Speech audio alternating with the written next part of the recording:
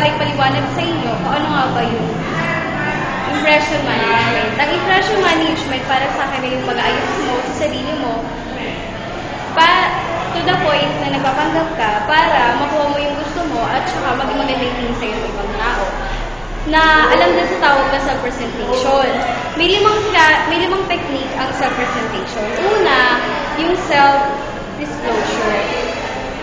Ito yung, halimbawa, mayroon kayong project kasi may binigay na specific date or deadline, halimbawa, January 20, tapos sasabihin mo sa iba na January 5 pa lang, may gawa ka na, para ipakita na responsible ka, hindi ikaw yung tipo ng tao na gumagawa kapag huli na.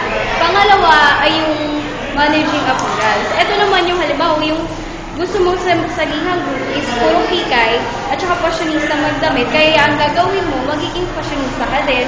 Pagsusuot ka din ng mga pang-hikay na damit. Pangatlo ay yung ingratiation. Ito naman yung para siya magsinungaling para sa akin. Halimbawa, yung mga friends ko, mahilig silang manood ng ballet, which is for others or for you, ay boring. Pero sasabihin mo na gustuhan mo, para lang masabi nila na nakaka-appreciate ka ng mga ganong bagay at saka smart ka para ma-appreciate yung mga ganong bagay.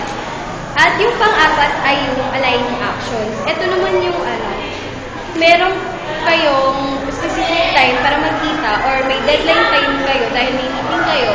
Tapos, magdadahilan ka ng traffic kaya hindi ka nakapunta ng maaga o kaya may ginawa kang importante kaya hindi ka nakapunta. Panglima ay yung alter casting. Ito naman yung sasabihin mo sa iba yung gusto mong gawin nila. Halimbawa, yung friend mo gusto mong mapakita na mabuting kaibigan siya, tapos para mapatunayan mo yun, hihingi ka ng tulong sa kanya. At kapag hindi niya nagawa yung tulong na gusto mo, ay hindi na siya good friend for you. Tapos, pangatlo, ano nga ba yung corporate impression management? Magbibigay ako ng example para doon. Ito naman yung mga company na halimbawa, na sila, nababankrupt na sila, pero hindi pa rin sila sumusuko, hindi nila pinapakita sa iba na nababankrupt na sila. Gumagawa sila ng parang para maayos yun. Ang value naman na pinapakita dito ay yung body and mind integration. Yung body is yung company, at yung mind, yung mga taong namamahala doon.